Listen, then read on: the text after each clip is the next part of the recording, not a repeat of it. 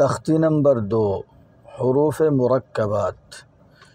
ادھر مفردات تھے، ہر حرف الگ الگ، الف الگ، با الگ، تا الگ، سا الگ۔ اب یہاں پر مرکبات کے اندر دو حرف ملا کر لکھے گئے ہیں کہ 2 حرف ملانے سے مفردات کی شکل میں چینجنگ آتی ہے، تھوڑی تبدیل ہو جاتی ہے۔ تو اب الف لام الف لام الف، با الف لام الف لام۔ پہلے لائن میں دیکھیں، یہ بھی لام الف، یہ بھی لام الف اور یہ بھی لام الف، شکل الگ الگ ہے ایک ہی چیز۔ لام الف، یہ بھی لام الف ہے، اس کی چوتھی شکل ہے۔ لام ہا، یہ جو اوپر نکلا ہوا ہے یہ لام ہے، حالانکہ یہاں پر جو لام تھا اس کی شکل اس طرح تھی، لیکن جب یہ مل کر آیا ہے تو اس کی شکل ایسے ہو گئی ہے۔ لام ہا لام الف، یہ بھی لام الف ہے، اس کو ویسے ہی ڈبل لایا، اس کی ضرورت نہیں تھی اگرچہ، کیونکہ اس شکل کا لام الف پہلے ادھر گزر چکا ہے۔ یہ بھی لام الف سیم شکل کا اور یہ بھی لام الف سیم شکل کا۔ بہرحال جب لکھا ہے تو ہم نے پڑھنا ہے۔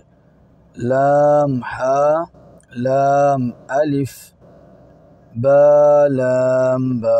اب دیکھیں با شروع میں آئے تو اس کی شکل چینج ہو گئی، یہ چھوٹی ہو گئی، اور لام بیچ میں آنے کی وجہ سے بالکل چھوٹا سا، صرف اوپر اس کا الف کی طرح کا کھڑا جو ہے سر وہ رہ گیا، بیچ میں یہ چھوٹا ہو گیا۔ با لام با۔ کاف کاف، یہ ایک ہی لفظ کاف ہے، اس طرح سے بھی لکھتے ہیں اور اس طرح سے بھی لکھتے ہیں۔ کاف با کاف با، ایک ہی حرف 2 طرح سے، ادھر با کے ساتھ یہ والا کاف لگا دیا اور ادھر با کے ساتھ یہ دوسرا کاف لگا دیا۔ کاف الف، اب دیکھو کاف کی یہاں پر شکل اور چینج ہو گئی، ایک شکل یہ تھی، دوسری شکل یہ ہے اور تیسری شکل یہ۔ جب شروع میں کاف لکھتے ہیں تو اس طرح کا شکل آتا ہے، کاف الف کاف الف، یہاں پر اور چینج ہو گئی، تو گویا کاف کی 4 طرح کی شکلیں ہو گئی۔ الگ آتا ہے تو یہ 2 شکلیں ہیں، مل کر آئے گا تو شروع میں ایسے بھی شکل کاف، اس طرح کی شکل بھی کاف، لیکن اوپر ایسے ڈالیں گے کاف چھوٹا والا، پھر کاف الف با کاف تا تا کاف سا۔ ادھر بھی اس نے یہاں پر ایک شکل استعمال کیا، یہاں کاف کی دوسری شکل، چاہے تو دونوں میں ایک کی طرح سے لکھ سکتا تھا، یا یہ با۔ اب الف کو ملا کر لانے کی شکلیں ختم ہو گئی تو یہاں سے اب با اسٹارٹ کیا، با تا سا، چونکہ با تا سا ایک ہی طرح ان کی شکلیں بنتی ہیں، اور اس کے ساتھ ساتھ نون یا، ان کی شکلیں بھی تقریباً سیم بنتی ہے، با تا سا نون یا، جب یہ مل کر آتے ہیں تو لہذا ان کو ملا کر کے یہاں پر لکھا، تاکہ آگے ان کو جب ملا کے لکھیں گے تو سیم شکلیں بنیں۔ اب دیکھیں، با الف نون الف تا الف یا الف سا الف، سب کے ساتھ الف لگا دیا، سب کی سیم شکل رہی، ہر ایک کا بس نقطے سے فرق ہے، با میں نیچے 1 نقطہ، نون میں اوپر 1 نقطہ، تا میں اوپر 2 نقطے، یا میں نیچے 2 نقطے، سا میں اوپر 3 نقطے۔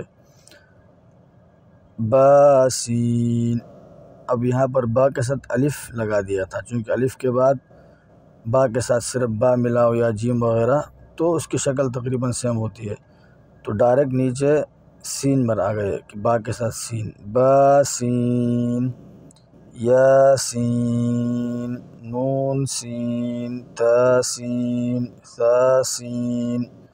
یہاں بھی دیکھیں شکل سیم رہی سین کے ساتھ، چونکہ سین کے بعد شین کی شکل بھی سیم رہتی ہے، صاد ضاد کی بھی سیم رہتی ہے، تو اب مزید حروف کو ملانے کی ضرورت نہیں ہے، تو لہذا آگے اب جیم ہا خا کے ساتھ ملا کے دیکھ رہے ہیں، سا جیم۔ اب سا کو جیم سے ملایا تو سا کی شکل بالکل سیم، دیکھیں اوپر جو لام کی شکل تھی لام ہا ایسے ہی ہے سیم، تھوڑا سا فرق ہے کہ سا میں نیچے کی طرف یہ سر زیادہ گھمایا اور اوپر 3 نقطے ڈالے ہیں۔ تا حا نون خا، صرف نقطوں سے فرق ہے۔ اگر اس کے سا کے نقطے، جیم کے نقطے، تا کے اور نون اور خا کے نقطے ہٹاؤ تو تینوں کی سیم ہی شکل رہ جائے گی، جو کہ لام ہا کی طرح رہ جائے گا۔ بہرحال اگرچہ لام نہیں ہے کہ لام کا اوپر یہ سرا کم بڑا ہوتا ہے۔ سا جیم تا حا نون خا۔ تو ہم نے آج یہاں تک مرکبات پڑھے۔ نیکسٹ ویڈیو میں ملیں گے اگلے والے مرکبات کو سمجھنے کے لیے کہ بالآخر یہ قاعدے میں مرکبات کو اس طریقے سے کیوں لکھا گیا ہے۔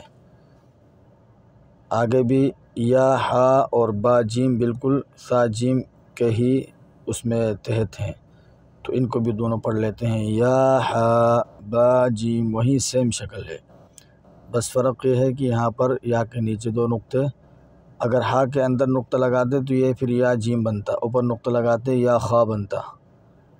تو مثال کے طور پر سمجھانے کے لیے اتنا کافی تھا۔ آگے یا میم سے نیکسٹ ویڈیو میں پڑھیں گے انشاءاللہ۔